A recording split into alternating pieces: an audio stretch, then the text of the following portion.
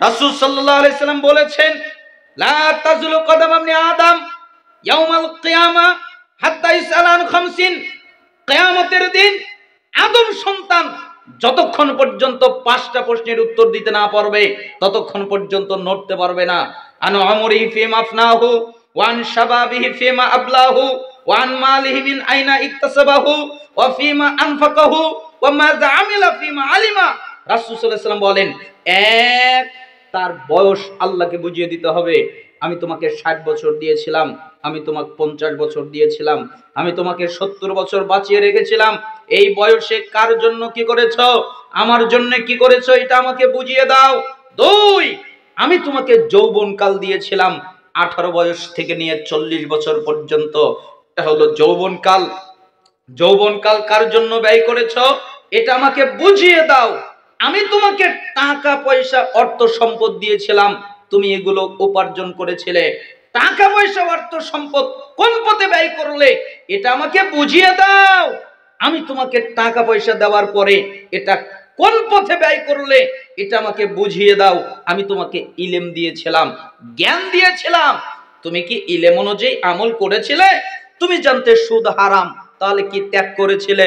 তুমি জানতে ঘুষ হারাম, তাহলে কি ত্যাগ করেছিলে? তুমি জানতে জিনা ব্যভিচার হারাম, তাহলে কি বিরত থেকেছিলে?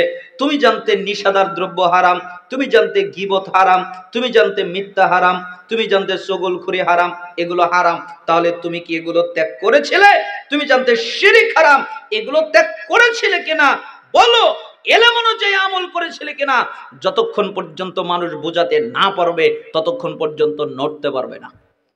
ইচ্ছা করলে হাত নড়াতে পারবে না, ইচ্ছা করলে মাথা নড়াতে পারবে না, ইচ্ছা করলে চক্ষু নড়াতে পারবে না, ইচ্ছা করলে নাক নড়াতে পারবে না, ইচ্ছা করলে হাত পা নড়াতে পারবে না, ইচ্ছা করলে বডি অঙ্গ প্রত্যঙ্গ নড়াতে পারবে না। নড়ার অনুমতি নেই। আগে 5টা প্রশ্নের উত্তর দিবে, তারপরে নড়ার অনুমতি দিতে হবে। যারা নড়তেই পারে না, যাদের নড়ার অনুমতি নেই, তাদের দুনিয়ায় এত ক্ষমতা আসে কি করে? যাদের নড়ার অনুমতি নেই তারা দুনিয়ায় কিভাবে আল্লাহকে ভুলে তারা জীবন যাপন করে, কিভাবে হতে পারে? সমস্ত প্রশংসা সে আল্লাহ সুবহানাহু ওয়া তাআলার দরবারে, যে মহান রব আমাদেরকে আজকে রাজশাহী জামিরা ইকরা দারুস সালাফিয়া মাদ্রাসার উদ্যোগে আয়োজিত প্রথম বার্ষিক ইসলামী জলসা 5 ফেব্রুয়ারি 2025, আল্লাহ সুবহানাহু ওয়া তাআলা আমাদেরকে এই ইসলামী জলসায় আসার বসার তৌফিক দান করেছেন। আমরা তার শুকরিয়া আদায় করছি, আলহামদুলিল্লাহ।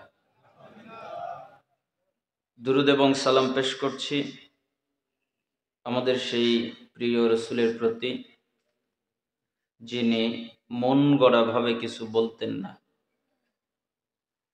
আল্লাহ তাআলা তাকে যা জানাতেন তিনি তাই বলতেন। যার আনুগত্য করা, ইত্তেবা করা, যাকে মেনে চলা আমাদের জন্য জরুরি, অবশ্যই পালনীয় কর্তব্য, সেই প্রিয় রাসূলের প্রতি দুরূদ এবং সালাম পেশ করছি সাল্লাল্লাহু আলাইহি ওয়াসাল্লাম। অতঃপর আজকের এই ইসলামী জলসার সম্মানিত সভাপতি সাহেব, প্রধান অতিথি, আমন্ত্রিত অতিথিবৃন্দ, আপনারা যারা বিভিন্ন জায়গা থেকে কষ্ট করে এসেছেন, বসেছেন, পুরুষ এবং নারী, আমি আপনাদের প্রত্যেকের জন্য হৃদয়ের গভীরতা থেকে দোয়া করছি। আল্লাহ তাআলা আপনাদের প্রত্যেকের উপরে কল্যাণ, শান্তি, রহমত, বরকত, হেদায়েত বর্ষণ করুন এবং আল্লাহ সুবহানাহু ওয়া তাআলা আপনাদের প্রত্যেককে আল্লাহর জান্নাতের জন্য কবুল করে নিন। আপনারা অবগতিতে আছেন এটি একটি দ্বীনি মজলিস, অর্থাৎ কোরআন এবং হাদিস ইসলামিক আলোচনার মজলিস, যেখানে মানুষ বসে কোরআন এবং হাদিস শুনবে, শ্রবণ করবে, জানবে, সেই মজলিস। এখানে আসার যতগুলো নিয়ত আছে তার ভিতরে সবচেয়ে শুদ্ধ এবং পরিশুদ্ধ নিয়ত হচ্ছে জ্ঞান অর্জন করতে আসা। অর্থাৎ আমি কেন আসলাম? জ্ঞান অর্জন করতে, এটাই নিয়ত। যারা জ্ঞান অর্জন করার জন্য এখানে আসে বসে, তাদের মর্যাদা আল্লাহর কাছে অনেক বেশি। মিশকাত 204 এবং 212 নম্বর হাদিসে এসেছে, মান সালাকা তরিকান ইয়ালতামিসু ফিহি ইলমান সালাকাল্লাহু লাহু বিহি তরিকান মিন তুরুকিল জান্নাহ। যে ব্যক্তি জ্ঞান অর্জন করার জন্যে, ইলম অর্জন করার জন্যে, কোরআন জানার জন্যে, হাদিস জানার জন্যে কোনো জায়গায় যায়, আল্লাহ এই বিনিময়ে তার জান্নাতের পথকে সহজ, সরল, সঠিক করে দেয়। অর্থাৎ কেউ যদি চায় আল্লাহ তাআলা আমার জান্নাতের পথকে সহজ করে দিক, আমার জান্নাতের পথকে সরল করে দিক, আমার জান্নাতের পথকে সঠিক করে দিক, এটা যদি কেউ চায়, তাহলে এমন জায়গায় তারা যেন বসে যেখানে জ্ঞান অর্জন করা যায়। দারিমিতে এসেছে 271 নম্বর হাদিস। রাসূল সাল্লাল্লাহু আলাইহি ওয়াসাল্লাম বলেন, যে ব্যক্তি রাতের সামান্য সময়, অল্প সময় জ্ঞান অর্জন করবে, কোরআন এবং হাদিস জানবে, সারা রাত তাহাজ্জুদ পড়লে যে নেকি হয়, আল্লাহ ওই নেকি তাকে দান করেন। অত্র হাদিস দ্বারা বোঝা যায় তাহাজ্জুদের চেয়ে জ্ঞানের মর্যাদা আল্লাহর কাছে অনেক বেশি। সহিহ তারগিব ওয়াত তারহিব 86 নম্বর হাদিস। রাসূল সাল্লাল্লাহু আলাইহি ওয়াসাল্লাম বলেন, যে ব্যক্তি মসজিদে যায় কেন? জ্ঞান অর্জন করার জন্যে অথবা কাউকে জ্ঞান শিখাবার জন্যে, হয় শিখতে যায় নতুবা কাউকে কোরআন হাদিস শিখাতে যায়, তাহলে একটা পরিপূর্ণ হজ করলে, ওই হজ কবুল হলে আল্লাহ তাআলা যে নেকি দান করেন, যারা জ্ঞান অর্জন করতে অথবা শিখাতে যায়, আল্লাহ তাদের ওই নেকিটাই দান করেন। অত্র হাদিস দ্বারা বোঝা যায় হজের চেয়ে জ্ঞানের মর্যাদা আল্লাহর কাছে অনেক বেশি। মিশকাত 220 নম্বর হাদিস। রাসূল সাল্লাল্লাহু আলাইহি ওয়াসাল্লাম বলেন, যে ব্যক্তি মান খরাজা ফি তালাবিল ইলম ফাহুয়া ফি সাবিলিল্লাহ হাত্তা ইয়ারজি'a। যে ব্যক্তি জ্ঞান অর্জন করার জন্যে, ইলম অর্জন করার জন্যে, কোরআন এবং হাদিস জানার জন্যে বাড়ি থেকে বের হয়, বাড়ি থেকে বের হয় কেন? কোরআন জানবে, হাদিস জানবে, এটা হলো তার নিয়ত। তাহলে যতক্ষণ পর্যন্ত সে আবার বাড়িতে ফিরে না আসবে, ততক্ষণ আল্লাহ তার আমল নামায় জিহাদের নেকি লিখতে থাকবে। অত্র হাদিস দ্বারা বোঝা যায় জিহাদের চেয়ে জ্ঞানের মর্যাদা আল্লাহর কাছে অনেক বেশি। তাহাজ্জুদের চেয়ে জ্ঞানের মর্যাদা আল্লাহর কাছে অনেক বেশি। হজের চেয়ে জ্ঞানের মর্যাদা আল্লাহর কাছে অনেক বেশি। জিহাদের চেয়ে জ্ঞানের মর্যাদা আল্লাহর কাছে অনেক বেশি। এজন্য আপনাদের অনুরোধ করছি, আপনারা জ্ঞান অর্জন করতে এসেছেন, মনোযোগ দিয়ে জ্ঞান অর্জন করবেন। আশা করছি আপনাদের উপকারে আসবে। তাবারানী আল মুজামুল কাবির 639 নম্বর হাদিস। আরেকটি ছাপায় 641 নম্বর হাদিস, রাসূল সাল্লাল্লাহু আলাইহি ওয়াসাল্লাম বলেন, কেউ যদি কোনো দ্বীনি মজলিসে যায়, এরপরে 3টা কাজ করে। এক, বসে। দ্বীনি মজলিসে বসতে হয়, এটা হলো মজলিসের আদব। বসে না থাকা, দাঁড়িয়ে থাকা, এটা হলো বেদবি, আল্লাহর নবী বলেছেন। 2, যারা মনোযোগ দিয়ে কোরআন হাদিস শোনে, জ্ঞান অর্জন করে। মনোযোগ মানে সাহাবীরা বলতেন, রাসূল সাল্লাল্লাহু আলাইহি সাল্লাম যখন কথা বলতেন, আমরা মনে করতাম মাথায় পাখি বসে আছে, নড়াচড়া করলে পাখি উড়ে যাবে, তাই আমরা নড়াচড়া করতাম না। কোন সাহাবী মনে করতেন আমরা পাথর, পাথর যেরকম নড়াচড়া করে না, আমরা সেরকম নড়াচড়া করব না। আর মনোযোগ মানে বাদাম খাওয়া নয়, বুট খাওয়া নয়, কালাই খাওয়া নয়, ছোলা খাওয়া নয়, চা খাওয়া নয়, পান খাওয়া নয়, কফি খাওয়া নয়, পানি খাওয়া নয়, কারোর সাথে কথা বলা নয়। অমনোযোগিতা হয় এমন কোন কাজ তারা করে না, মনোযোগ দিয়ে কোরআন হাদিস শোনে।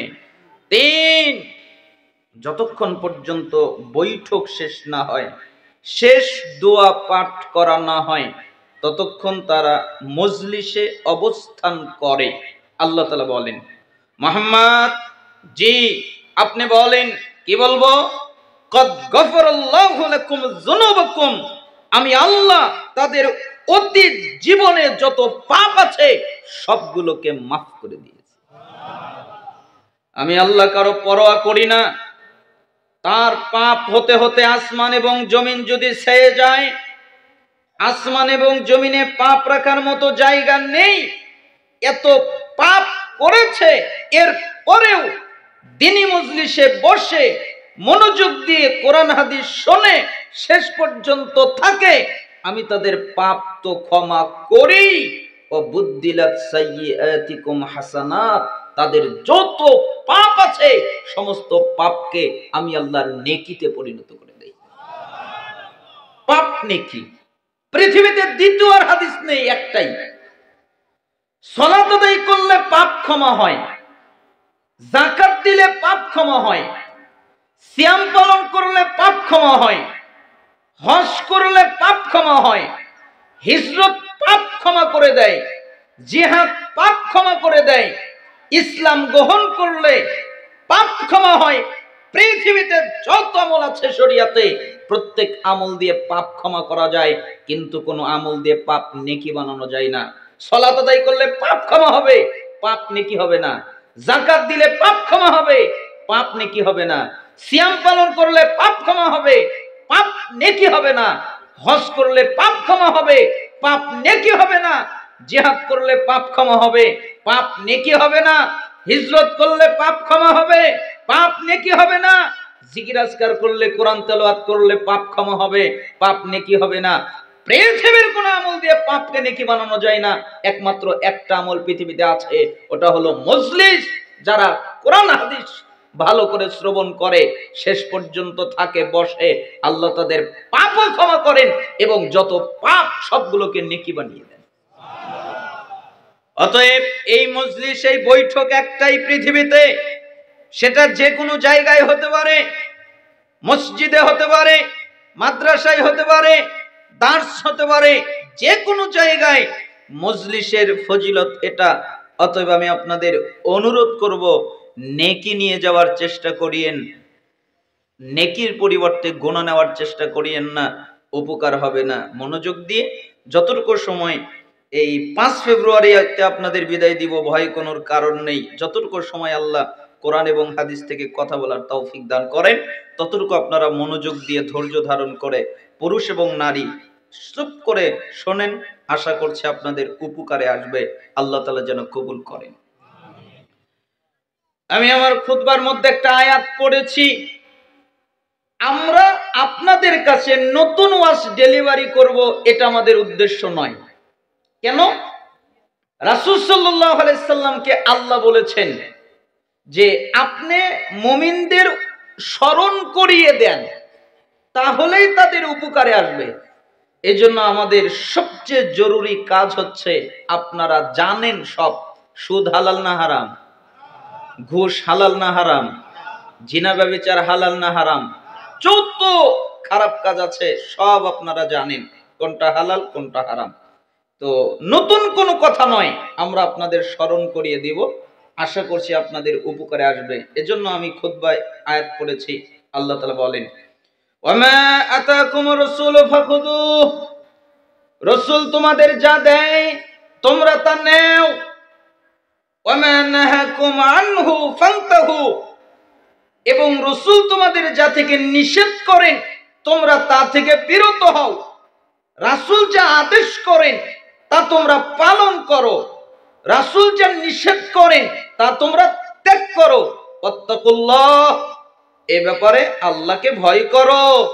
ইন্নাল্লাহা শাদীদুল ইকাব, নিশ্চয়ই আল্লাহ শাস্তি দানে কঠোর, কঠিন। আল্লাহ শুধু দয়া করতে পারে এমনটা নয়, আল্লাহ শুধু রহমত করতে পারে এমনটা নয়, আল্লাহ শুধু মাগফিরাত করতে পারে এমনটা নয়, আল্লাহ কঠিন শাস্তি দিতে পারে, আল্লাহ কঠিন ভয়ঙ্কর শাস্তি দিতে পারে। অতএব আল্লাহর শাস্তিকে ভয় করে রাসূল যা বলে তাই মানো, রাসূল যা নিষেধ করে তাই ত্যাগ করো। এজন্য আমরা বলি যে আমাদের জীবনের সার্বিক সফলতা, সার্বিক কল্যাণ রাসূলের আনুগত্যের মধ্যে। আপনি যদি কল্যাণ চান, আপনি যা চান সব পাবেন রাসূলের আনুগত্য করলে। কি কি পাবেন? সূরা আলে ইমরান খোলেন, 31 নম্বর আয়াত। আল্লাহ তাআলা বলেন, কুল, হে নবী আপনি বলেন, ইন কুনতুম তুহিব্বুনাল্লাহ, তোমরা যদি দাবি করো আমরা আল্লাহকে ভালোবাসি, এই দাবিতে যদি তোমরা দাবিদার হও, ফাত্তাবিউনি, তাহলে আমার ইত্তেবা করো, আমার অনুসরণ করো, আমার আনুগত্য করো। ইউহিব্বুকুমুল্লাহ, তাহলে আল্লাহ তোমাদের ভালোবাসবেন। ওয়ায়াগফির লাকুম যুনুবাকুম, এবং তোমরা যত পাপ করেছো আল্লাহর সমস্ত পাপ ক্ষমা করে দিবেন। কার আনুগত্য করলে? রাসূলের আনুগত্য করলে আল্লাহর ভালোবাসা পাওয়া যাবে, পাপ থেকে বাঁচা যাবে। সূরা নূর 52 নম্বর আয়াত, ওয়া ইয়াতিউল্লাহা ওয়া রাসূলাহু ওয়া ইয়াখশাল্লাহ ওয়া ইয়াত্তাকিহি ফাউলাইকা হুমুল ফাইজুন, যে ব্যক্তি আল্লাহর আনুগত্য করে, আল্লাহ যা আদেশ করেন তা পালন করে, আল্লাহ যা নিষেধ করেন তা ত্যাগ করে, রাসূলের আনুগত্য করে, রাসূল যা আদেশ করেন তা পালন করে, রাসূল যা নিষেধ করেন তা ত্যাগ করে, আল্লাহকে ভয় করে। কিভাবে আমি সুদ খেতে পারি আল্লাহ দেখছেন, কিভাবে আমি ঘুষ খেতে পারি আল্লাহ দেখছেন, কিভাবে আমি জিনা করতে পারি আল্লাহ দেখছেন, কিভাবে আমি ব্যভিচার করতে পারি আল্লাহ দেখছেন। আল্লাহকে ভয় করে পাপ থেকে বেঁচে চলে, তাকওয়া অবলম্বন করে, ফাউলাইকা হুমুল ফাইজুন, এরা হলো সফল কাম। সফল কাম জাতিদের একটা গুণ হলো তারা রাসূলের আনুগত্য করে। যেমন সূরা নিসার 13 নম্বর আয়াত, সূরা আলে ইমরানের 15 নম্বর আয়াত, সূরা ফাতহের 17 নম্বর আয়াত। যারা রাসূলের আনুগত্য করে আল্লাহ তাদের এমন জান্নাত দিবেন, পায়ের নিচ দিয়ে নদী প্রবাহিত হবে। বলেন তো, পায়ের নিচ দিয়ে কি প্রবাহিত হবে? নদী। কেন? রাসূলের আনুগত্য করেছে তাই। সূরা আরাফ 158 নম্বর আয়াত, ফাআমিনু বিল্লাহি ওয়া রাসূলিহিন নাবিয়িল উম্মিয়্যি আল্লাযী ইউমিনু বিল্লাহি ওয়া কালিমাতিহি ওয়াত্তাবিউহু লাআল্লাকুম তাহতাদুন, তোমরা ঈমান আনো আল্লাহর প্রতি, আল্লাহর বার্তাবাহক উম্মি নবীর প্রতি। কেন? যে নবী আল্লাহর প্রতি ঈমান এনেছেন, আল্লাহ যে কিতাব নাজিল করেছেন ওই কিতাবের প্রতি ঈমান এনেছেন, তোমরা ওই নবীর আনুগত্য করো, ওই নবীর অনুসরণ করো, ওই নবীর ইত্তেবা করো, লাআল্লাকুম তাহতাদুন, তাহলে আল্লাহ তোমাদের হিদায়াত দান করবেন। বলেন তো, রাসূলের আনুগত্য করলে কি দান করবেন? হিদায়াত। আপনারা বুঝতে পারেননি, এখানে আমি অনেকগুলো কথা বলে ফেলেছি কয়েকটি আয়াতের মধ্যে, যে রাসূলের আনুগত্য করলে আমরা এই আয়াত থেকে 5টা জিনিস পেয়েই গেছি। কি? 1, আল্লাহর ভালোবাসা। 2 হিদায়েত, 3 পাপ থেকে ক্ষমা, 4 সফলতা, 5 জান্নাত। আবার দেখেন, 1 আল্লাহর ভালোবাসা, 2 হিদায়েত, 3 পাপ থেকে ক্ষমা, 4 সফলতা, 5 জান্নাত। কি করলে? রাসূলের আনুগত্য করলে। আমি মাঝে মধ্যে বলি 5টা লাগবে না, এর একটা যদি কোনো মানুষ পেয়ে যায় তাহলেই ও সফল। আল্লাহর যদি ভালোবাসা পেয়ে যায় আর কিছু লাগবে? অথবা সে যদি হিদায়েত পেয়ে যায় আর কিছু লাগবে? অথবা আল্লাহ যদি তার সমস্ত পাপ ক্ষমা করে দেয় আর কিছু লাগবে? অথবা যদি সে সফলতা পায় আর কিছু লাগবে? অথবা যদি সে জান্নাত পায় আর কিছু লাগবে? এর যে কোনো একটা পেলেই সে সফল। অথচ আল্লাহ তাআলা 5টা কথা বললেন যে রাসূলের আনুগত্য করলে 5টা জিনিস পাওয়া যায়।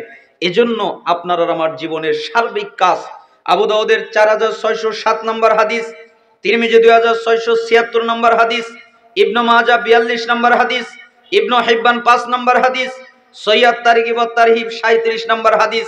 রাসূল সাল্লাল্লাহু আলাইহি সাল্লাম বলেন, ওয়া ইন্নাহু মান ইয়াইশ মিনকুম বাদি ফাসায়ারা ইখতিলাফান কাসীরা ফাআলাইকুম বিসুন্নতি ওয়া সুন্নাতিল খুলাফাইর রাশিদিন আল মাহদিয়্যিন আদ্দু আলাইহা বিন নওয়াজিজ। শোনো, তোমরা যারা আমার পরে বেঁচে থাকবে, আমি মুহাম্মদ বেশি দিন বাঁচব না, আমি দুনিয়া থেকে চলে যাব, আমি ইন্তেকাল করব।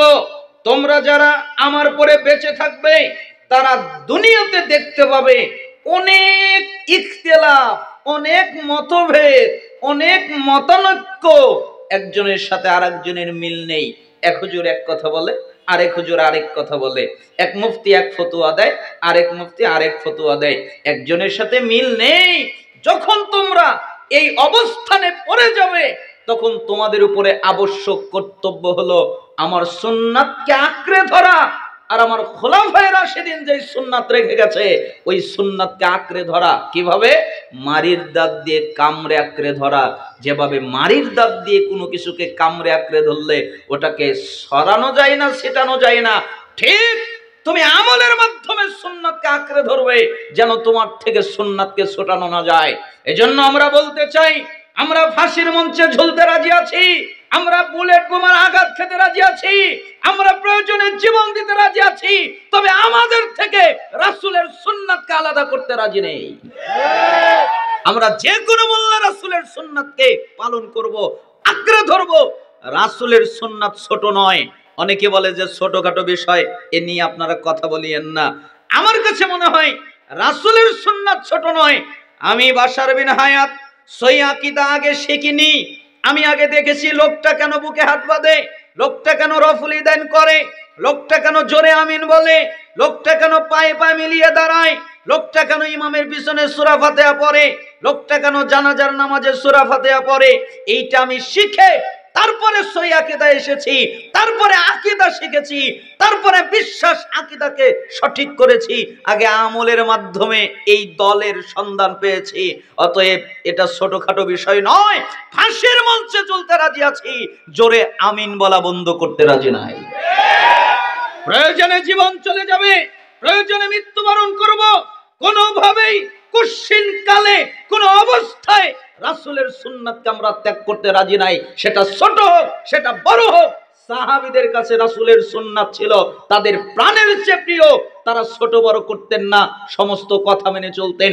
আমরা যারা আহলুল হাদিস, আমরাও রাসূলের সুন্নাতকে আক্ষরিক পরিপূর্ণভাবে তাবেদারি করে ইত্তেবা করব মৃত্যুর আগ পর্যন্ত। ঠিক তো? আল্লাহ তাআলা যেন আমাদেরকে কবুল করেন। এজন্য সুন্নাত নিয়ে কয়েকটি আয়াত বললাম আপনাদেরকে উদ্বুদ্ধ করার জন্য। তো আমি যদি এখন কিছু হাদিস বলি আপনারা পালন করবেন, রাজি আছেন তো? যদিও আজকে টপিক দেওয়ার মতো অবস্থা নেই, বিষয়ের উপর আলোচনা করা জটিল কঠিন ব্যাপার। আমরা কয়েকটা নসিহত আপনাদের সামনে উল্লেখ করতে চাই। আজকের আলোচনার প্রথম হাদিস, এই হাদিসটা হলো হাদিস জগতে একটা আশ্চর্য হাদিস। কেন আশ্চর্য হাদিস? কারণ যতগুলো হাদিস হাদিস গ্রন্থে এসেছে সমস্ত হাদিসের মধ্যে আল্লাহর নবী উম্মতকে ইঙ্গিত করেছেন, উম্মত এটা করো, উম্মত সেটা করো, উম্মত এই কাজ করো। কিন্তু এই হাদিসের মধ্যে আল্লাহর নবী কোন উম্মতকে ইঙ্গিত করেনি, স্বয়ং জিবরাইল আমিন রাসূলকে ইঙ্গিত করেছেন। জিবরাইল আমিন কাকে ইঙ্গিত করেছেন? রাসূলকে। এই জন্য মুহাদ্দিসিনে কেরাম এই হাদিসের নামকরণ করেছেন জিবরাইলের নসিহাত। কার নসিহাত? জিবরাইলের। জিবরাইল নসিহাত করলেন। সাহল ইবনে সাদ রাদিয়াল্লাহু আনহু তিনি বলেন, জাআ জিবরিল আলাইহিস সালাম ইলান নবী সাল্লাল্লাহু আলাইহি ওয়াসাল্লাম। একদিন জিবরাইল আমিন আমার কাছে আসলেন, এরপরে আমাকে বললেন, মুহাম্মদ, জি আমি আপনাকে কিছু কথা বলবো, আমি আপনাকে কিছু আদেশ করব, আমি আপনাকে কিছু পালন করার কথা বলবো। বলতে গিয়ে কঠোরতা অবলম্বন করব, বলতে গিয়ে শক্ত ভাষায় বলবো, বলতে গিয়ে জটিল করে বলবো। আপনি কিছু মনে করবেন না, আপনি রাগ করবেন না, আপনি কষ্ট নিবেন না। ঠিক আছে, আপনি কি বলবেন বলেন। তখন জিবরাইল আমিন বললেন, ইয়া মুহাম্মদ, হে মুহাম্মদ, ইসমা শিতা ফাইন্নাকা মাইতুন। শুনেন, আপনি যতদিন খুশি জীবন যাপন করেন, আপনি যতদিন খুশি জীবন যাপন করেন, আপনি যতদিন খুশি জীবন যাপন করেন, কোনো নিষেধাজ্ঞা নেই, কোনো নিষেধ নেই, কোনো নিষেধাজ্ঞা নেই। কিন্তু মনে রাখবেন আপনি মৃত্যুবরণ করবেন। বলেন তো কি করবে? মৃত্যুবরণ করবে। কে? মুহাম্মদ সাল্লাল্লাহু আলাইহি সাল্লাম, পৃথিবীর সবচেয়ে দামি মানুষ। পৃথিবীর সবচেয়ে দামি মানুষকে মুহাম্মদ সাল্লাল্লাহু আলাইহি সাল্লাম, তিনি মৃত্যুবরণ করবেন। যার কাছে জিবরাইল আমিন আসলেন, মালাকুল মউত আসলেন, আল্লাহর নবী, জি আল্লাহ বলেছেন আপনি যদি দুনিয়ায় থাকতে চান আপনাকে দুনিয়ায় রেখে যেতে, আপনি যদি দুনিয়া থেকে যেতে চান আল্লাহর কাছে আপনাকে নিয়ে যেতে, আপনি দুনিয়ায় থাকতেও পারেন, আপনি দুনিয়া থেকে যেতেও পারেন। মুহাম্মদ সাল্লাল্লাহু আলাইহি সাল্লাম বললেন, আমি আল্লাহর সাক্ষাৎকে পছন্দ করলাম। যার থাকার অনুমতি ছিল দুনিয়ায়, তিনি দুনিয়ায় থাকতে পারেননি, অতএব পৃথিবীর কারো পক্ষে সম্ভব নয় চিরস্থায়ীভাবে দুনিয়ায় টিকে থাকা। আস্তিক বলেন, নাস্তিক বলেন, মুরতাদ বলেন, ইহুদি বলেন, খ্রিস্টান বলেন, তারা যদি সবকিছুকে অস্বীকার করে, একটা জিনিসকে অস্বীকার করতে পারে না, ওটার নাম হলো মৃত্যু। তাহলে আপনার দাপট কিসের? আপনি এত ক্ষমতা দেখান কিসের? আপনি একটা চাকরি করেন তাই চেয়ারের দাপট দেখান কেন? আপনি বস হয়েছেন, আপনার কর্মের দাপট দেখান কেন? আপনি একটা বাড়ি করেছেন, ওই বাড়ির দাপট দেখান কেন? আপনি দামি দামি পোশাক পরেন, ওই পোশাকের দাপট দেখান কেন? শোনেন, যেদিন আপনার মৃত্যু হবে আপনার ওই অফিস অন্যজন দখল করে নেবে। যেদিন আপনার মৃত্যু হবে আপনার চেয়ারগুলা অন্যজনে দখল করে নেবে। যেদিন আপনার মৃত্যু হবে আপনার ঘর থেকে আপনাকে টেনে বের করবে। একবারের জন্য বলতে পারবেন না আমার ঘর থেকে আমাকে টেনে বের করে কে? আপনার শরীরের পোশাক খুলে দেওয়া হবে। আপনি একবারের জন্য বলতে পারবেন না আমার শরীরের পোশাক খুলে ফেলে কে? আপনাকে কাপড় দিয়ে ঢেকে গোসল দেওয়া হবে। আপনি একবারের জন্য বলতে পারবেন না পানিটা গরম হয়ে গেছে, আর একটু ঠান্ডা হলে ভালো হতো। আপনাকে কাফনের কাপড় দিয়ে মুড়িয়ে দেওয়া হবে। আপনি একবারের জন্য বলতে পারবেন না আমার মুখের উপর থেকে কাপড়গুলো সরিয়ে দাও, আমার শ্বাস নিতে কষ্ট হচ্ছে, একথা বলতে পারবেন না। আপনি দুনিয়ায় বেঁচে থাকতে মানুষের জানাজার সালাতে উপস্থিত হতেন, পরিস্থিতি উল্টে গেছে। আজকে মানুষজন আপনার জানাজার সালাত আদায় করার জন্য এসেছে। আপনাকে যখন কবরে নামানো হবে আপনি একবারের জন্য বলতে পারবেন না শেষবারের মতো দুনিয়ার আসমানটা দেখে নেই। যেটা অক্ষম করে দেয়, যেটা আনন্দ নষ্ট করে দেয়, যেটা উল্লাস নষ্ট করে দেয়। এজন্য রাসূল সাল্লাল্লাহু আলাইহি সাল্লাম বলতেন আকসিরু যিকরা হাজিমিল লাজ্জাত। যেই বস্তু স্বাদ নষ্ট করে দেয়, যেই বস্তু আনন্দ নষ্ট করে দেয়, যেই বস্তু উল্লাস নষ্ট করে দেয়, ওটাকে স্মরণ করো। ইয়ানিল মউত, ওটা হলো মৃত্যু। যা আনন্দ নষ্ট করে দেয়, যা স্বাদ নষ্ট করে দেয়, যা উল্লাস নষ্ট করে দেয়, এটাকে স্মরণ করো। এই জন্য পৃথিবীর মানুষের জন্য সবচেয়ে দামি সত্য কথা হলো তাদেরকে মরতে হবে। মানুষ বলেন, জিবরাইল বলেন, মিকাইল বলেন, ইসরাফিল বলেন, মালাকুল মউত বলেন, যত প্রাণী রয়েছে আসমানে, যত প্রাণী রয়েছে জমিনে, যত প্রাণী রয়েছে সমুদ্রে, যত প্রাণী রয়েছে আরো বিভিন্ন জায়গায়, যত প্রাণী রয়েছে আল্লাহর সৃষ্টিকৃত, যেটা মানুষ জানে, যেটা মানুষ জানে না। পৃথিবীতে কোনো প্রাণীর চিরস্থায়ীভাবে বেঁচে থাকা সম্ভব নয় একমাত্র আল্লাহ ছাড়া। প্রত্যেকে মরবে, প্রত্যেকে মরবে, প্রত্যেকেই মৃত্যুবরণ করবে। এজন্য জিবরাইল আমিন মুহাম্মদ সাল্লাল্লাহু আলাইহি সাল্লামকে এই কথাটাই বললেন, মুহাম্মদ আপনি মনে রাখেন যতদিন খুশি জীবন যাপন করেন, কিন্তু মনে রাখবেন আপনি মৃত্যুবরণ করবেন। ইয়া মুহাম্মদ, হে মুহাম্মদ, ওয়া হাবিব মান আহবাবতা ফাইন্নাকা মাফারিকুহু, আপনি যার সাথে খুশি বন্ধুত্ব করেন, কোনো অসুবিধা নেই। আপনি যে কারোর সাথে বন্ধুত্ব করতে পারেন। আপনার বন্ধু হতে পারে পুরুষ কোনো ব্যক্তি, আপনার বন্ধু হতে পারে নারী কোনো ব্যক্তি, আপনার বন্ধু হতে পারে টাকা পয়সা সম্পত্তি বাড়ি বাহন জায়গা জমি, এগুলো আপনার বন্ধু হতে পারে। মুহাম্মদ মনে রাখেন যেদিন আপনি মারা যাবেন ওই দিন কবরে আপনাকে একা যেতে হবে। আপনার বন্ধু আপনার সাথে কবরে যাবে না, আপনিও আপনার বন্ধুর সাথে কবরে যাবেন না। আপনারা কি মনে করেন যাবে? আমাদের সাথে কেউ কি কবরে যাবে? কত কঠিন বাক্য রাসূলকে বললেন, আপনাকে একা কবরে যেতে হবে, কেউ আপনার সাথে যাবে না। তো রাসূলের জন্য যদি এত কঠিন বাক্য হয়, তা আমাদের ক্ষেত্রে কি হতে পারে? এরপরে জিবরাইল আমিন বললেন, ইয়া মুহাম্মদ, হে মুহাম্মদ, ওয়ামাল মা শিতা ফাইন্নাকা মাজজিয়ুন বিহি, আপনি যে কাজ খুশি সেটাই করেন, যে কোনো কাজ আপনি করতে পারেন, স্বাধীনতা আছে। রাসূলের সাথে তো আর খারাপ বাক্য লাগাতে পারি না, তাই আমাদের দিকে নিয়ে এসে বললাম, আব্দুল্লাহ ইচ্ছা করলে চুরি করো, ইচ্ছা করলে ডাকাতি করো, ইচ্ছা করলে জিনা করো, ইচ্ছা করলে ব্যভিচার করো, ইচ্ছা করলে সুদ খাও, ইচ্ছা করলে ঘুষ খাও, ইচ্ছা করলে নেশাদার দ্রব্য পান করো, ইচ্ছা করলে আরো যত পাপ আছে সব করো, আবার ইচ্ছা করলে ভালো কাজও করতে পারো। মনে রাখো তোমাকে একদিন তোমার রবের সামনে দাঁড়াতে হবে। এ কথাই মুহাম্মদ সাল্লাল্লাহু আলাইহি ওয়াসাল্লামকে বলছেন, মুহাম্মদ আপনি ইচ্ছা করলে যা মনে চায় তাই করেন, পাপও করতে পারেন, নেকিও করতে পারেন, পাপও করতে পারেন, নেকিও করতে পারেন। দুটি কথা মনে রাখবেন, এক, আপনাকে আল্লাহর সামনে দাঁড়াতে হবে, দুই, আপনি আপনার কর্মের প্রতিফল পাবেন। আমরা কি মনে করি পাবো না? আমরা যেই কাজগুলো করি প্রতিফল পাবো না? পাবো না?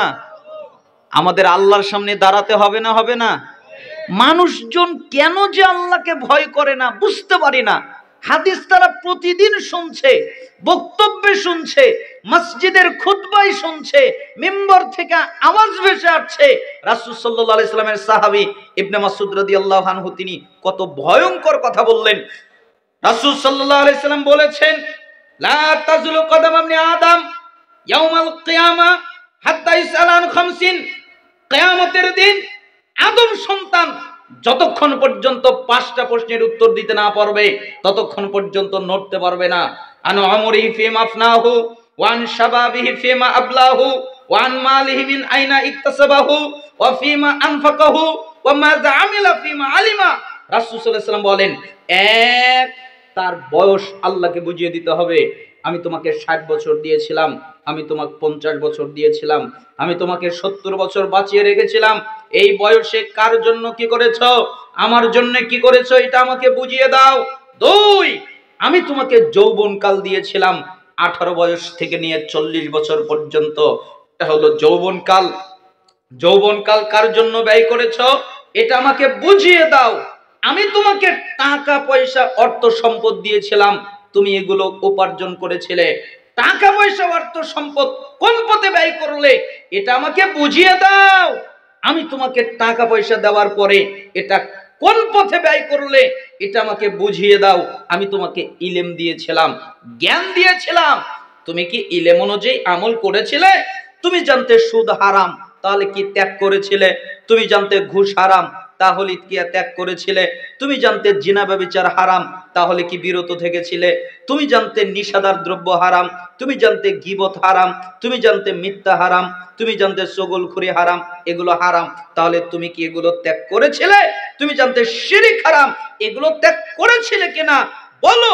এলেম অনুযায়ী আমল করেছিলে কিনা, যতক্ষণ পর্যন্ত মানুষ বোঝাতে না পারবে ততক্ষণ পর্যন্ত নড়তে পারবে না। ইচ্ছা করলে হাত নড়াতে পারবে না, ইচ্ছা করলে মাথা নড়াতে পারবে না, ইচ্ছা করলে চক্ষু নড়াতে পারবে না, ইচ্ছা করলে নাক নড়াতে পারবে না, ইচ্ছা করলে হাত পা নড়াতে পারবে না, ইচ্ছা করলে বডি অঙ্গ প্রত্যঙ্গ নড়াতে পারবে না। নড়ার অনুমতি নাই। আগে 5টা প্রশ্নের উত্তর দিবে, তারপরে নড়ার অনুমতি দিতে হবে। যারা নড়তেই পারে না, যাদের নড়ার অনুমতি নেই, তাদের দুনিয়ায় এত ক্ষমতা আসে কি করে? যাদের নড়ার অনুমতি নেই, তারা দুনিয়ায় কিভাবে আল্লাহকে ভুলে তারা জীবন যাপন করে, কিভাবে হতে পারে? আপনি কেন আল্লাহকে ভয় করেন না? আপনার ভিতরে আল্লাহর ভয় কমে গেল কেন? সাহাবীরা আল্লাহকে কত ভয় করতেন। আল্লাহু আকবার।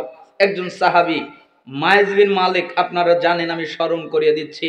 আপনারা একভাবে জানেন, আমি একটু ভিন্ন কায়দায় বলছি।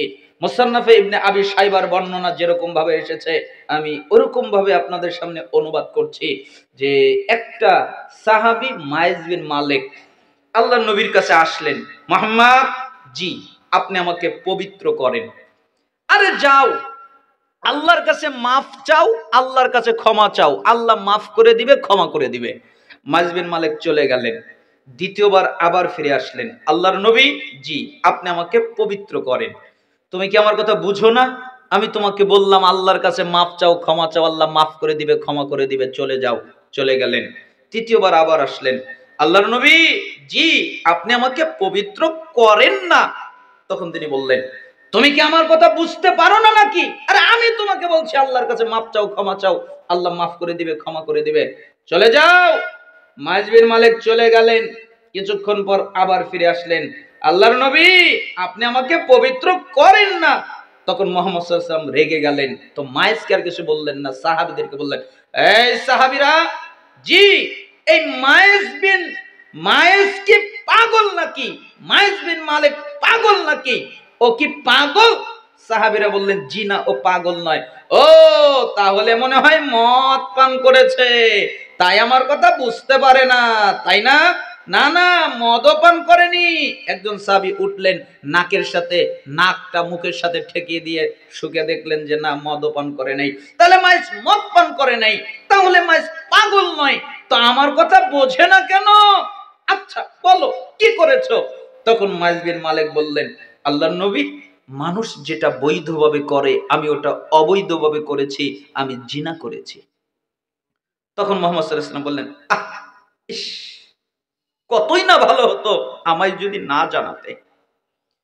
আমি তোমাকে বললামই তো আল্লাহর কাছে মাফ চাও, ক্ষমা চাও, তুমি কেন আমাকে জানালে? আমাকে জানিয়েছো, বিচার হবেই, আমার কিছু করার নেই, এটাই শরিয়াত। সাহাবীরা, জি মাইজ বিন মালিককে মাটিতে অর্ধ পর্যন্ত গাড়ো, পাথর মেরে মেরে তাকে মেরে ফেলে দাও। মাইজ বিন মালিককে পাথর মেরে মেরে মেরে ফেলে দেওয়া হলো, রক্ত ছিটে সাহাবীদের গায়ে লেগে গেল। তাই সাহাবীরা অভিশাপ করা শুরু করলো। তখন মুহাম্মদ সাল্লাল্লাহু আলাইহি ওয়াসাল্লাম বললেন, সাহাবীরা, জি আরে মাইজ বিন মালিক যেই তওবা করেছে, এই তওবা तमाम পৃথিবীর সমস্ত মানুষের মধ্যে যদি বন্টন করে দেওয়া হয়, পৃথিবীর মানুষের তওবা লাগবে না, মায়েজের এক তওবা দিয়ে পৃথিবীর মানুষরা মুক্তি পেয়ে যাবে। মিশকাতে 70 জনের কথা এসেছে, মুসান্নাফ ইবনে আবি শাইবায় तमाम পৃথিবীর মানুষের কথা এসেছে। তাহলে মাইজ বিন মালিকের কেমন তওবা শোনো।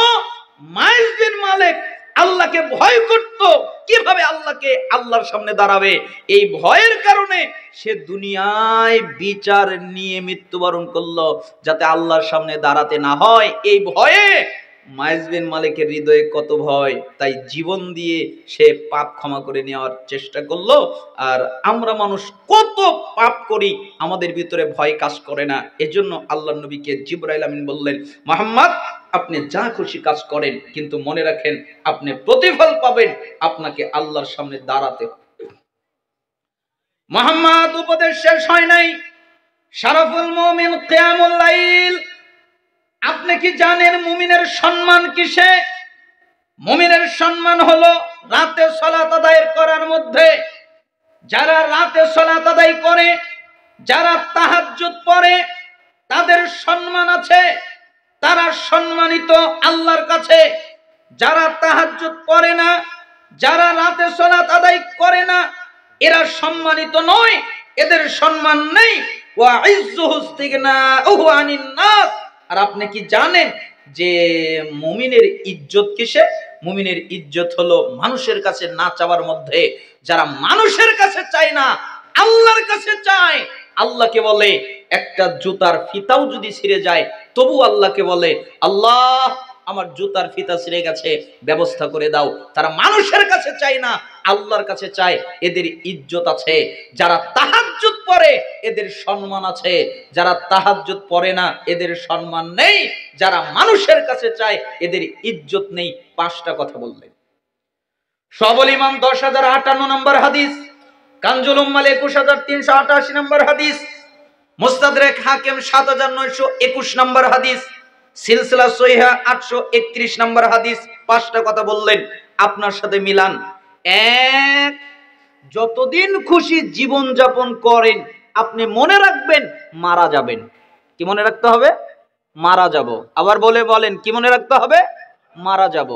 2, যার সাথে খুশি বন্ধুত্ব করেন, যে কারোর সাথে বন্ধুত্ব করতে পারেন, কিন্তু মনে রাখবেন আপনি তাকে রেখে চলে যাবেন, সেও আপনাকে রেখে যাবে।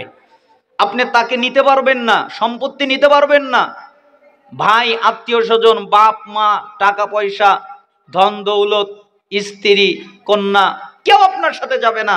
আপনাকে একাই যেতে হবে। আপনিও একা যাবেন, সেও একা যাবে।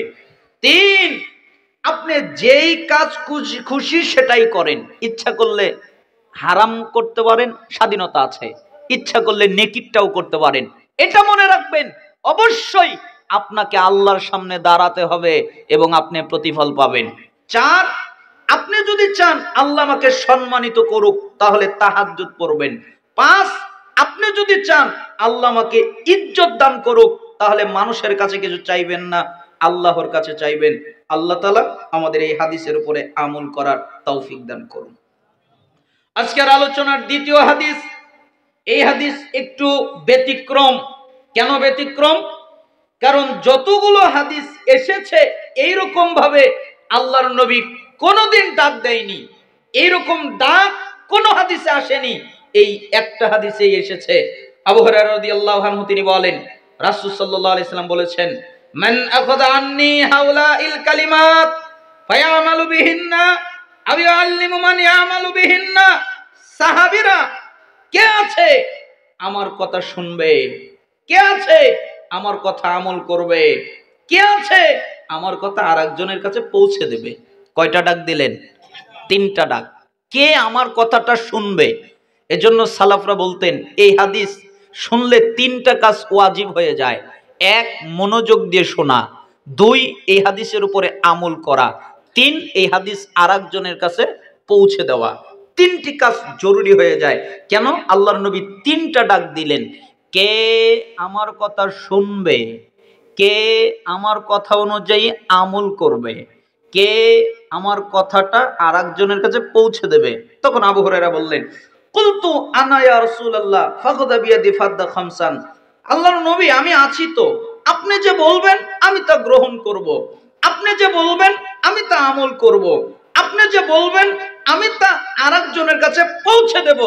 এই কথা যখন বললেন, আল্লাহ রাসূল সাল্লাল্লাহু আলাইহি ওয়াসাল্লাম আবু হুরায়রার হাত ধরলেন, এরপর গুনে গুনে 5টা কথা বললেন। তিনি বললেন, তোমরা যদি 5টা কাজ করো আল্লাহ তোমাদের 5টা পুরস্কার দেবে। কয়টা কাজ? দামি পুরস্কার। 5টা কাজ যদি করতে পারেন, 5টা কাজ যদি আপনি পারেন করতে, আল্লাহ আপনাকে কয়টা পুরস্কার দেবে? 5টা। 5টা দামি পুরস্কার। 1, ইত্তাকিল মাহারিমা তাকুন আবাদান নাস। তোমরা কি আল্লাহর ওলি হতে চাও? তোমরা কি আল্লাহর ইবাদত গুজার বান্দা হতে চাও? তোমরা কি আল্লাহর বন্ধু হতে চাও? তোমরা কি আল্লাহর ভালোবাসার পাত্র হতে চাও?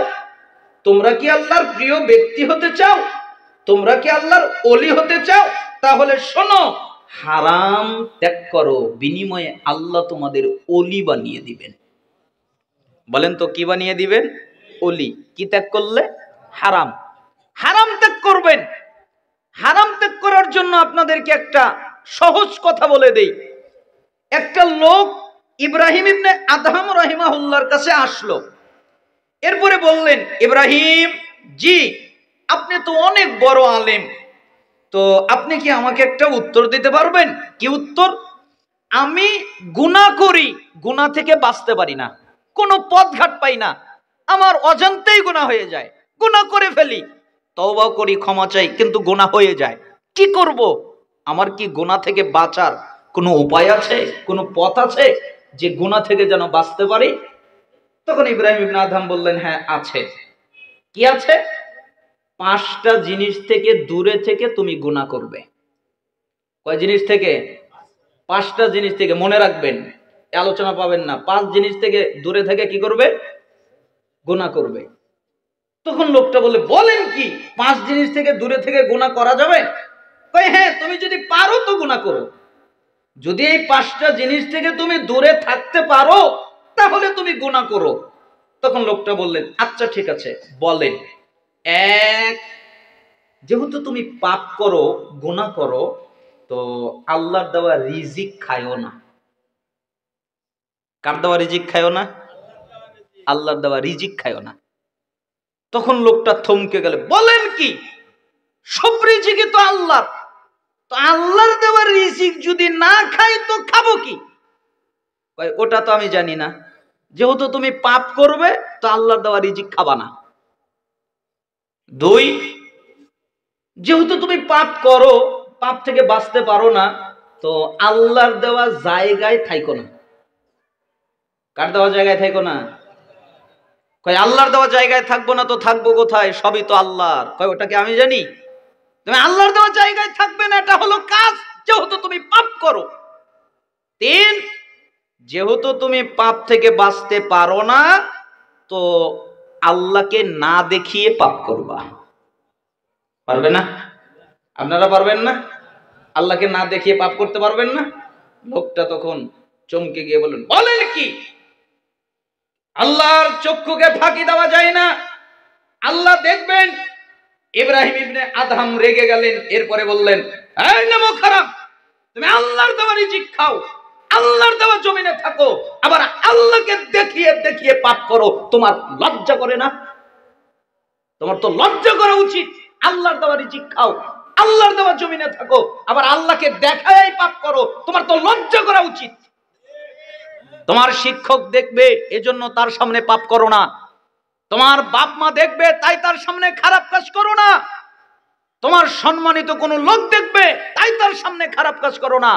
তুমি বিড়িখোর, নেশাখোর, বিড়ি খাও, একটা সম্মানিত লোক আসলে তুমি আড়াল করে নাও, কেন? সে যেন তোমাকে না দেখে, তুমি তাকে লজ্জা পাও। আর যে আল্লাহ তোমাকে দেখে, তুমি ওই আল্লাহকে লজ্জা পাও না। নেমো খারাপ, আবার বলো পাপ করব। কিভাবে তুমি পাপ করতে পারো? এগুলো থেকে বিরত থেকে পাপ করো। লোকটা কান্না কান্না চেহারা হয়ে গেলেন, এরপরে বললেন, 4 নাম্বার, যেহেতু তুমি পাপ করবেই, তো মালাকুল মাউত যখন আসবে তখন তাকে ঠেকিয়ে দিবে। এই মালাকুল মাউত থামো, কেন? এখনো তওবা করা হয় নাই, তওবাটা করে নেই। শুনবে না? আপনারা কি মনে করেন মালাকুল মাউত শুনবে? 5, যখন তোমার পাপের কারণে তোমার ফায়সালা হবে জাহান্নাম, পাপ করেছো তাই ফায়সালা জাহান্নাম, তখন তোমাকে জাহান্নামে পাঠিয়ে দেওয়া হবে। তখন তুমি নিজের ক্ষমতা দিয়ে জান্নাতে চলে যাও। কয় আমি তা পারবো না। তো তুমি কি বুঝলা? আমি এটাই বুঝলাম, পাপ করার অনুমতি নাই। ওই লোকটা কি বুঝলো? পাপ করার অনুমতি নাই। আমি আল্লাহর দেওয়া রিজিক না খেয়ে থাকতে পারবো না, আমি আল্লাহর দেওয়া জমিনে না থেকে বাঁচতে পারবো না, আমি আল্লাহকে না দেখিয়ে পাপ করতে পারবো না, আমি মালাকুল মাউতকে ঠেকাতেও পারবো না, আমি নিজের ক্ষমতা দিয়ে জান্নাতেও যেতে পারবো না। তাই আমি ওয়াদা করলাম, আজকের পর থেকে আমি কোনোদিন পাপই করব না। সালাফরা বলেন, ওই লোকটা মৃত্যুর আগ পর্যন্ত কেউ তাকে প্রকাশ্যে পাপ করতে দেখে নাই। এটা হলো প্রতিক্রিয়া। তা আপনার যদি পাপ করার ইচ্ছা মনে জাগে, তাহলে এই 5টা কথা আপনি মনে রাখবেন, 5টা কথা আপনি স্মরণ করবেন, তারপরে আপনি পাপ করেন, যদি আপনি বাঁচতে পারেন। এই জন্য আল্লাহ নবী সাল্লাল্লাহু আলাইহি সাল্লাম বললেন, আল্লাহর ওলি হতে চাও, তাহলে হারাম ত্যাগ করো, বিনিময়ে আল্লাহ তোমাকে ওলি বানিয়ে দিবেন। অর্ধ বিমা কসমাল্লাহু লাকা তাকুন আগনান নাস, দুই, তুমি কি ধনী হতে চাও? আল্লাহ আমাকে ধনী বানিয়ে দিক, এটা কি চাও? তাহলে শোনো, তোমার তাকদিরে যা আছে তুমি তার উপরে খুশি থাকবে, বিনিময়ে আল্লাহ তোমাকে ধনী বানিয়ে দিবেন। তাকদিরে খুশি থাকলে আল্লাহ কি বানিয়ে দেয়? ধনী। ধনী মানে যার 100 কোটি টাকা আছে সে ধনী নয়, 100 কোটি আছে আরো 100 কোটি লাগবে, ধনী। ঠিক মতো ঘুম হয় না, ঠিক মতো খেতে পারে না, ঠিক মতো এটা করতে পারে না, সেটা করতে পারে না। আর একটা কামলা দিয়ে খায় দিন মজুর মানুষ, 1000 টাকা ইনকাম করে শান্তির খাবার খায়, শান্তির ঘুম হয়, তার কোনো টেনশন নাই, কোনো পেরেশানি নাই, এই লোকটাই হলো ধনী। এই জন্য তাকদিরে খুশি থাকো, আল্লাহ তোমাকে ধনী বানাবেন, অন্তরে ধনীর শান্তি দান করবেন, অন্তরে ধনাত্মটার শান্তি দান করবেন, আল্লাহ তোমাদের অন্তরটাকে ধনী বানিয়ে দিবেন। এজন্য তাকদিরে খুশি থাকবে। ওয়াহসিন ইলা জারিকা তাকুন মুমিনা, তুমি কি চাও আল্লাহ আমাকে মুমিন বানিয়ে দিক, সত্যিকারের মুমিন হই, এটা কি চাও? তাহলে শোনো, তোমার প্রতিবেশী যারা, তাদের সাথে ভালো আচরণ করবে, তাদের সাথে সুন্দর আচরণ করবে, তাদের সাথে উত্তম আচরণ করবে, তাহলে বিনিময়ে আল্লাহ তোমাদের সত্যিকারের মুমিন বানিয়ে দিবে। আপনার প্রতিবেশী যদি আপনার কাছ থেকে নিরাপদ না থাকে, প্রতিবেশী যে কেউ হতে পারে, হিন্দু হতে পারে, খ্রিস্টান হতে পারে, বৌদ্ধ হতে পারে, ইহুদি হতে পারে, নাসারা হতে পারে, কাফের হতে পারে, মুশরিক হতে পারে, মুসলিম হতে পারে, যেই হোক, আপনার প্রতিবেশী যদি আপনার হাত থেকে নিরাপদ না থাকে, তাহলে আপনার বুঝতে হবে আপনি সত্যিকারের মুমিন নয়। কেন? আপনার প্রতিবেশী আপনার থেকে নিরাপদ নয়। এজন্যই রাসূল সাল্লাল্লাহু আলাইহি ওয়াসাল্লাম আদর্শ শিক্ষা দিয়েছেন।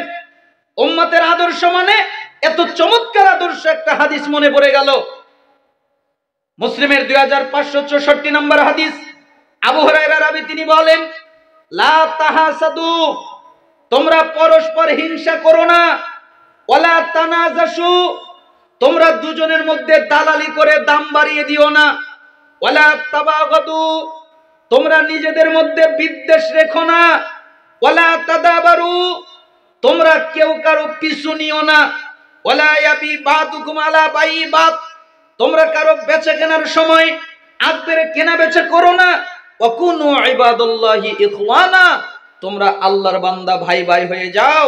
আল মুসলিম আকুল মুসলিম, মুসলমান মুসলমানের ভাই, লা ইয়াজলিমুহু, মুসলমান মুসলমানের উপরে জুলুম করতে পারে না, ওয়ালা ইয়াখযিলুহু, মুসলমান মুসলমানকে তুচ্ছ তাচ্ছিল্য করতে পারে না, সহায়হীন ভাবে সম্বলহীন ভাবে ছেড়ে দিতে পারে না, ওয়ালা ইয়াকযিবুহু, মুসলমান মুসলমানের সাথে মিথ্যা বলতে পারে না, ওয়ালা ইয়াহকিরুহু, মুসলমান মুসলমানকে হেয় করতে পারে না।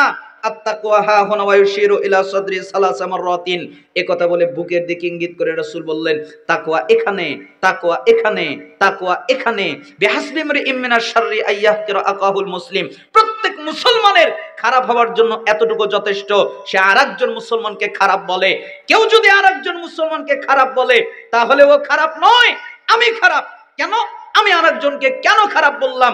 কুল্লুল মুসলিম আলাল মুসলিমি হারাম দামুহু ওয়া মালুহু ওয়া ইরদুহু, প্রত্যেক মুসলমানের উপরে হারাম অপর মুসলমানের জন্য।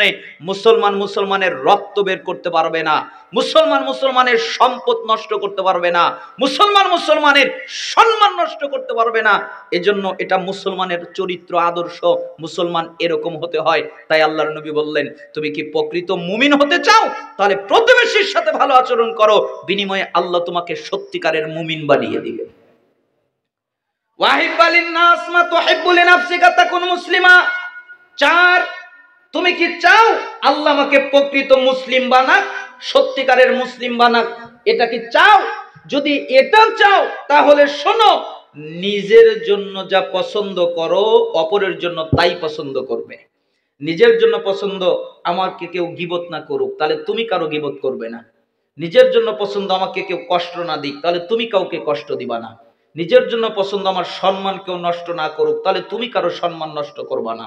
নিজের জন্য পছন্দ আমার সম্পত্তি কেউ মেরে না দিক, তাহলে তুমি কারো সম্পত্তি মারবা না। নিজের জন্য যা পছন্দ করবা অপরের জন্য তাই পছন্দ করবা, তাহলে বিনিময়ে তুমি প্রকৃত মুসলিম হয়ে যাবা। ওয়ালা তুকসিরুদ দাহিক ফাইন্না কাসরাতাদ দাহিক তুমিতুল কলব। আর অতিরিক্ত হাসবা না, বেশি হাসবা না। বেশি হাসলে হৃদয় মরে যায়, বেশি হাসলে অন্তর মরে যায়। এজন্য অতিরিক্ত হাসা যাবে না, বেশি হাসা যাবে না। 5টা কথা বললেন। মিশকাত 5171 নম্বর হাদিস, তিরমিজি 2305 নম্বর হাদিস। 1, আল্লাহর ওলি হতে চাও তাহলে হারাম ত্যাগ করো, বিনিময়ে আল্লাহর ওলি হবে। 2, ধনী হতে চাও তাহলে তাকদিরে খুশি থাকো, বিনিময়ে ধনী হয়ে যাবে। 3, মুমিন হতে চাও প্রতিবেশীর সাথে ভালো আচরণ করো, মুমিন হয়ে যাবে। 4, মুসলিম হতে চাও নিজের জন্য যা পছন্দ করো অপরের জন্য তাই পছন্দ করো, মুসলিম হয়ে যাবে। 5, অতিরিক্ত হাসবা না, বেশি হাসবা না। বেশি হাসলে হৃদয় মরে যায়, অন্তর মরে যায়। অতএব আল্লাহ তাআলা আমাদেরকে এই হাদিসের উপরে আমল করার তৌফিক দান করুন। হে আল্লাহ, আমাদের যারা অসুস্থ তাদের শিফায়ে কামিলা আজিলা দান করুন। আমাদের যারা অভাবী তাদেরকে অভাব থেকে অব্যাহতি দান করুন। আমাদের যারা ঋণী তাদেরকে ঋণ থেকে মুক্তি দান করুন। আমাদের মধ্যে যে যে মুসিবতে আছে সেই মুসিবত থেকে পানা মঞ্জুর করুন। আল্লাহ, আপনি আমাদের দুনিয়ায় কল্যাণ দান করেন, আপনি আমাদের আখিরাতে কল্যাণ দান করবেন, আপনি আমাদেরকে জাহান্নামের আযাব থেকে রক্ষা করবেন। আল্লাহ, ফিলিস্তিনের মাটিতে মুসলিমদের আপনি হেফাজত করেন, তামাম পৃথিবীর মুসলিমদের আপনি হেফাজত করেন। আল্লাহ, বাংলাদেশকে ইসলামিক রাষ্ট্র হিসেবে কবুল করে নেন। আল্লাহ, বাংলাদেশে ইসলামী রাষ্ট্র নেতা দান করেন। আল্লাহ, বাংলাদেশের সংবিধান কোরআন আমাদের উপহার হিসেবে দান করেন। আল্লাহ, যারা আজকের এই ইসলামী জালসার আয়োজন করেছেন তাদেরকে আপনি কবুল করে নেন। যারা সময় দিল, শ্রম দিল, তাদের কবুল করে নেন। যারা দান করেছে তাদের দান কবুল করে নেন। যত মানুষ উপস্থিত তাদের কবুল করে নেন এবং তাদের গুনাহগুলো মাফ করে দেন। পুরুষ নারী গুনাহ ক্ষমা করে তাদের গুনাহকে নেকিতে পরিণত করে দেন। সময় শেষ, 12টা বেজে গেছে, ক্ষমা করবেন। সুবহানাকাল্লাহ।